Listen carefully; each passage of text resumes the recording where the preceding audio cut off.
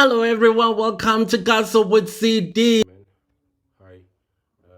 I know I promised you guys to send more videos that you've been taking at the shop and the industry.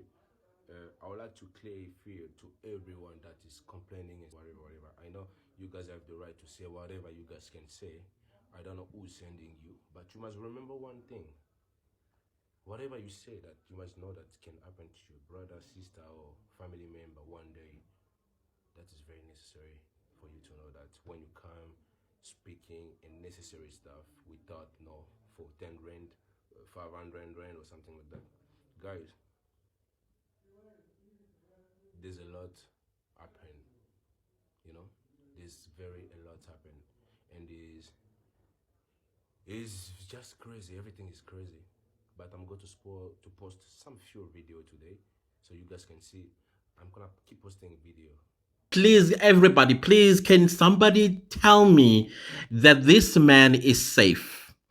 Can somebody please tell me that this man is safe? Because without this man, we would not know what on earth is happening in Zanzou or any other club where they do things like this to other human beings. Guys, many videos ago, I did mention how South Africans are sitting ducks because in South Africa, we don't only have just foreign nationals, all right? We have people who ran away from their countries of origin, either because they escaped from being child soldiers. Now, let's talk about just being a child soldier. Now, guerrillas will come into your village or township or whatever, take some kids about 6, 7 years old, train them to be unaliving machines. They go through heinous trainings to remove the conscious mind out of them and the feeling for empathy and sympathy and also fear of taking somebody else's liver, right? So many of those guys are here in South Africa. Some of them used to be the people who went into villages and forcefully taken these kids, trained them to be unaliving machines. And now, because things are starting to be fixed in those countries, guess what these men do? Because now they are wanted. The government wants to prosecute them and throw away the key. And guess what they do? They make their way to South Africa. When they get to South Africa, somebody opens a club. And then this individual pops by, and then the club owner looks at them and say, yeah, you look exactly like what we want on the door or by the door, to make sure that patrons of our club, they toe the line. In most cases, when you look at the bouncers in these establishments, non-South Africans. Most cases, non-South Africans. And also, we don't know what this person's background is. We don't know how many dumbus he has underground. We don't know that.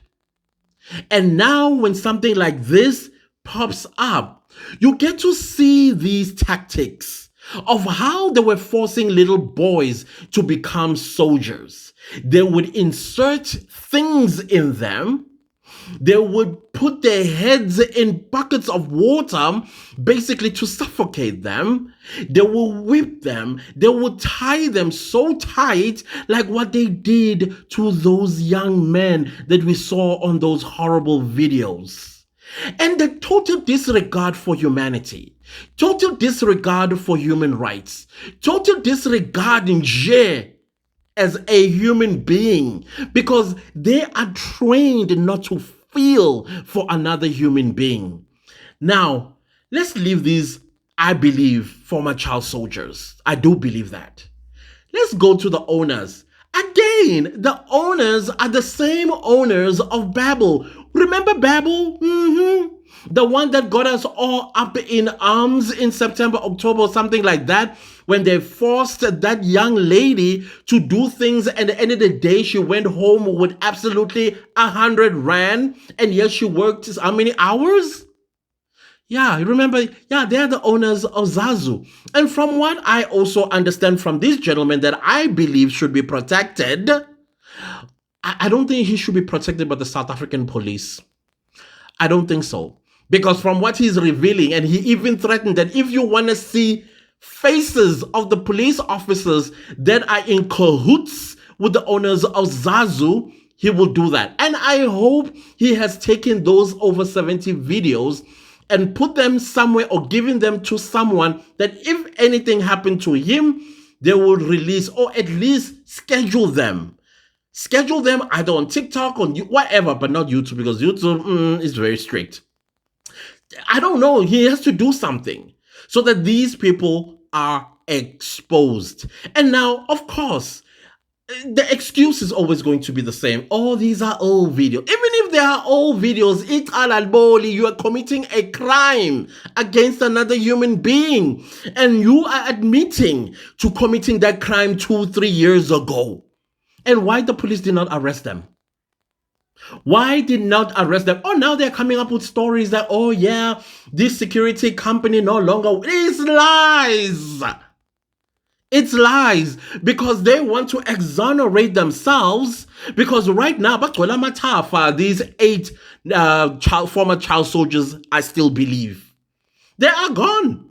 There's this corridor that has been opened to anybody that is a non-South African who commits a crime in our country, Bushiri, and then the Guptas, and then they are able to squeeze themselves through this corridor onto the other side of South Africa, and we've lost them forever. And if you think they are still in South Africa, you got another thing coming. Because I still believe these guys are child soldiers or former child soldiers. And they know the tactics. And even if they are in South Africa, they know how to hide.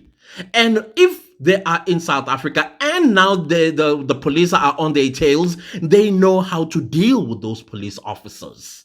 We are going to be hearing stories, horrendous stories, as they try to pursue these 8 men. Oh, wait, monsters. What I saw was, it was beyond belief. I'm ill. I'm not a person who is a WhatsApp person. In fact, I'm not a text person at all. They traumatize me. I come from a very traumatic background when it comes to phones, especially WhatsApp and Facebook Messenger. I didn't even turn it on. I switched off my Facebook Messenger. That's how traumatized I am because of these things. And so, of course, the person that sent me this video or these videos is somebody I respected. And I know they respect my privacy. They don't bombard me with text messages and all of that. They know when to. So I'm lying in bed and I'm all ill. And then I innocently open. I was like, okay, wait, where is this happening? Because my mind thought it was in some African country. I'm talking somewhere in the north or west of Africa. That's what my mind went to. And then I'm like, wait a minute, but what? No, these look like South African. I'm looking at the victims on the floor. How on earth do you dehumanize and emasculate such young people? These are I couldn't care less what they did. In South Africa, we have the rule of law, and our rule of law has various justice departments from criminal to judiciary, including correctional, right? Somebody commits a crime, you call the police. If somebody does not pay your bill and they know they came there with the intention of not paying, that's a crime. You call the police and they'll be charged. If they are stealing cell phones from patrons of that club, you call the police. That is theft. They have schedules in the Criminal Procedure Act. And there is also years that they can serve if they are found guilty. Prescribed sentences. But you take the law into your own hands because you believe you can, simply because your skin color gives you, in fact, it doesn't. It does not give you. the right. But because we have corrupt SAPS, that is why they believe they can do as they please. I'm talking about the owners of Zanzou. Can somebody please tell me what does that mean? Yeah, they are doing as they please. These people coming from Italy, and they look at us as subhumans and use our own people as weapons against us. That is why you saw what you saw. Because this is probably not the first time. I hear their own 12 establishments in Gauteng and outside of Gauteng. And you can only imagine what goes on there as well. How many times must we just keep doing this by same people who have total disregard for our people? Send them back to Italy or wherever they come from in Europe, because they are not South African. Yeah, because of BEE, there is a black person in there. I think this gentleman that I believe should be protected, one of the owners is a black South African. In fact, not even a black South African. I think the person is Indian, because Indians also do fall under BEE. Shut every business they own in this country down, not just Zanzou, not just Babel. Investigate these thugs and evict them out of the country, and then throw whoever is supposed to, just throw everybody in prison. What happened was a crime against humanity. Now, if they were doing the right thing, why are they on the run? Because they know what's going to happen. They know. How many times? Every week when it starts, South Africa has to be up in arms about something. Every week. If we are not dodging AfriForum, we are dodging Donald Trump. If we're not dodging Donald Trump, we are dodging make apartheid great again. If we're not dodging that, we are dodging Zanzou. What's next?